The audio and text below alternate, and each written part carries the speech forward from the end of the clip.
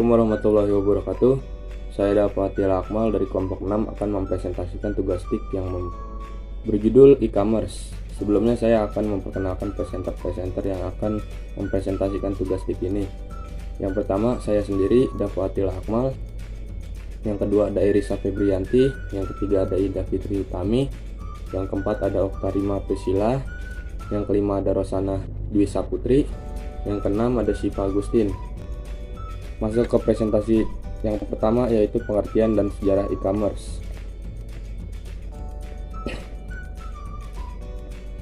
Pengertian dan sejarah e-commerce. E-commerce atau electronic commerce atau dalam bahasa Indonesia perdagangan secara elektronik adalah aktivitas penyebaran, penjualan, pembelian, pemasaran produk, barang dan jasa dengan memanfaatkan jaringan telekomunikasi seperti internet, televisi atau jaringan komputer lainnya.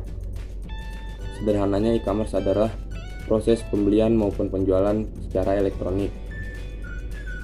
E-commerce sendiri makin kian berkembang beberapa tahun belakangan ini dan secara perlahan menggantikan toko tradisional atau toko offline.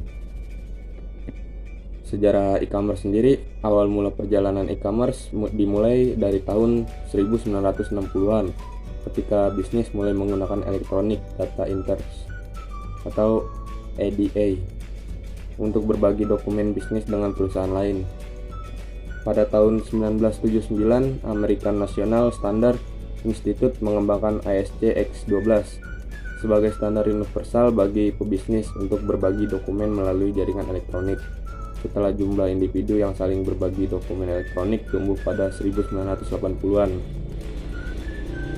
Lalu pada 1990-an munculnya eBay, ebay.com, dan Amazon, www.amazon.com, merevolusi industri e-commerce. Konsumen sekarang dapat membeli barang dalam jumlah tak terbatas secara online. Lebih mudah dan lebih efektif tentunya. Lalu sejak tahun 1960-an hingga kini e-commerce telah berkembang dan memiliki berbagai macam jenis, mulai B2C, business to consumer, lalu B2B, business to business, dan yang terbaru adalah O2O, online to offline.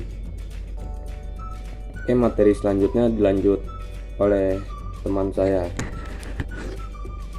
Jenis e-commerce. Yang pertama ada business to business atau B2B, yaitu e-commerce yang dimana penjual dan pembelinya merupakan sebuah perusahaan. Yang kedua ada business to customer atau B2C, yaitu e-commerce yang dimana penjualnya adalah sebuah perusahaan dan pembelinya merupakan perorangan.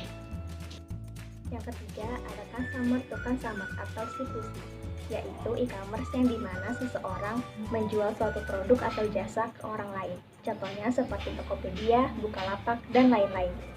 Dan yang keempat ada customer to business atau C2B, yaitu e-commerce yang dimana pelanggan memberitahukan suatu produk atau jasa tertentu ke sebuah perusahaan. Di sini saya akan melanjutkan presentasi yang sebelumnya, yaitu kelebihan dan kekurangan e-commerce. Kelebihan e-commerce: 1. Mengurangi biaya. Dibandingkan dengan bisnis offline, e-commerce hanya memiliki biaya operasional yang sangat sedikit karena tidak diperlukan untuk membayar bangunan dan membayar tenaga kerja. Kedua, jangkauan yang sangat luas. E-commerce memiliki jangkauan yang sangat luas karena menggunakan layanan internet dalam melakukan transaksi, sehingga orang-orang di seluruh daerah dan di seluruh dunia dapat mengakses dan membeli barang atau jasa yang ditawarkan. Yang ketiga, dapat diakses kapan saja. E-commerce memungkinkan toko dapat diakses kapan saja selama 24 jam per 7 hari tanpa mengeluarkan biaya yang besar jika dibandingkan dengan membuka toko secara offline. Yang keempat, pertukaran informasi yang lebih cepat. E-commerce memiliki pertukaran informasi yang lebih cepat dikarenakan menggunakan sistem online.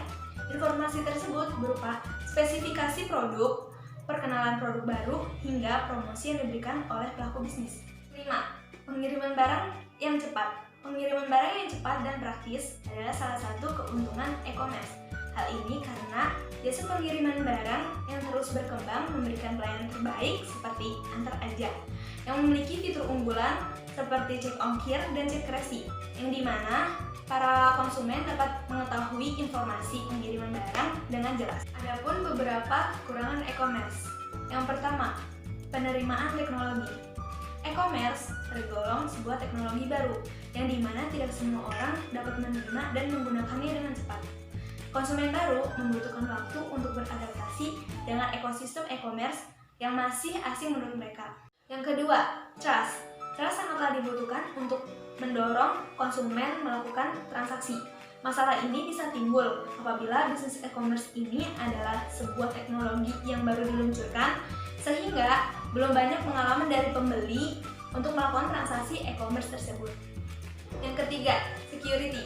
Security ini adalah hal yang terpenting dari sebuah e-commerce, karena berbagai macam informasi transaksi dan informasi pribadi dari konsumen itu telah diberikan kepada bisnis e-commerce.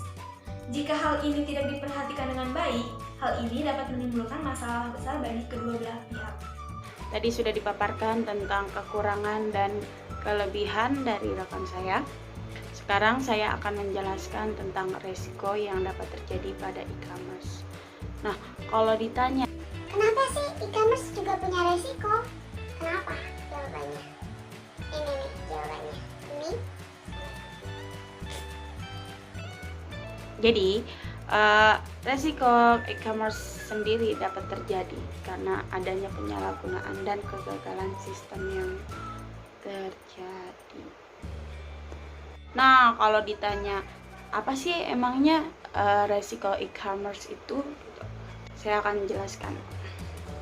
Yang keempat, adanya penggunaan akses ke sumber oleh pihak yang tidak seharusnya mengakses, seperti seorang hacker yang memindahkan uang di rekening orang lain ke rekeningnya pribadi.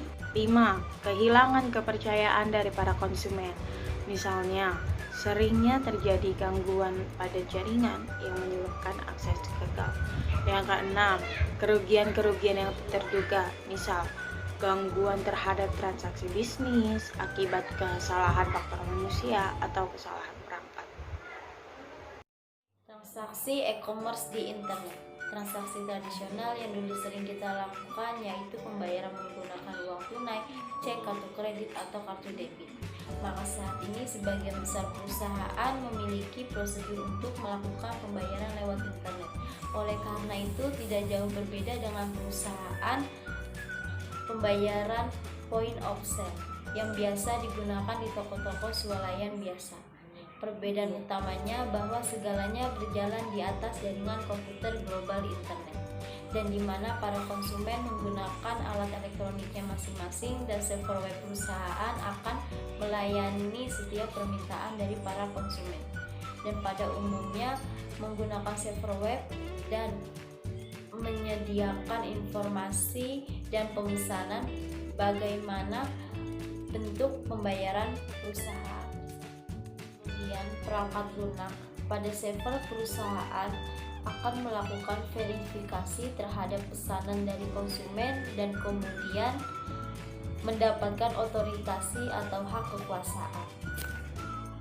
Untuk menarik dana dari pinjaman bank, biasanya langkah terakhir ini dikerjakan lewat suatu gateway yang sesungguhnya merupakan server web biasa yang dapat diatur untuk menampilkan file-file atau nama barang dari formulir pemesanan yang diisi oleh para konsumen pada browser web mereka, yang dimana informasi-informasi ini kemudian dikirimkan kembali ke browser ke server yang kemudian akan diproses lebih lanjut.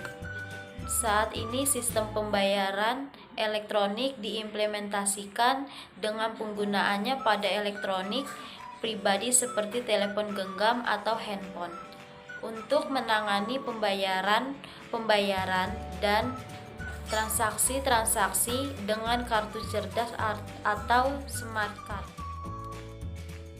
Selanjutnya yang terakhir ada sistem keamanan e-commerce.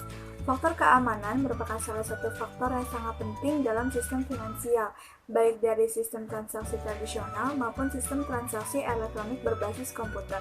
Dalam sistem berbasis tradisional, kita hanya mengacu pada pengelolaan dan penjagaan keamanan secara fisik. Sedangkan dalam sistem perdagangan elektronik, harus ditambah dengan adanya penambahan perangkat-perangkat elektronik seperti perangkat lunak dan perangkat keras untuk melindungi data, sarana komunikasi, serta transaksi. Ada berbagai macam jenis ancaman-ancaman yang ada pada perdagangan elektronik. Untuk mengatasi hal tersebut, maka dilakukan berbagai protokol dan aplikasi yang dikembangkan menggunakan teknologi dasar yang dipergunakan dalam keamanan atau pengamanan data untuk e-commerce, yaitu kriptografi. Apa sih kriptografi itu? Kriptografi adalah ilmu yang mempelajari bagaimana membuat suatu pesan yang dikirim oleh si pengirim dapat disampaikan kepada si penerima dengan aman. Jadi, maksud dari kriptografi di sini adalah keamanan komunikasi data dari si pengintipan atau pembajakan oleh orang-orang yang tidak berhak dengan cara menyembunyikan data. Seperti itu. Nah, ada 4 sifat dalam kriptografi. Yang pertama, kerahasiaan atau confidential dari pesan yang dijamin melakukan enkripsi atau penyandingan, sehingga pesan yang telah disandikan itu tidak dapat dibaca lagi oleh orang-orang yang tidak berhak. Sebagai contoh, kerahasiaan dari kata sandi yang kita buat dalam sebuah akun online shop. Yang kedua, keutuhan atau integrity. Saat pesan itu dikirimkan, maka sudah tidak ada lagi orang yang dapat mengubah atau mengotak-ngatik di tengah jalan. Maksudnya apa sih? Nah, sebagai contoh, ketika kita mengirimkan suatu cek digital dengan suatu nominal tertentu, maka tidak ada lagi orang yang dapat mengubahnya. Yang ketiga, jaminan atas identitas dan keabsahan dari pihak-pihak yang melakukan transaksi tersebut. Hal ini untuk memastikan kebenaran identitas dari sisi penjual maupun sisi pembeli dalam e-commerce. Yang terakhir, yang keempat, transaksi dapat dijadikan sebagai barang bukti yang tidak dapat disangkal jika terjadinya sengketa atau perselisihan pada transaksi elektronik yang telah terjadi. Terima kasih.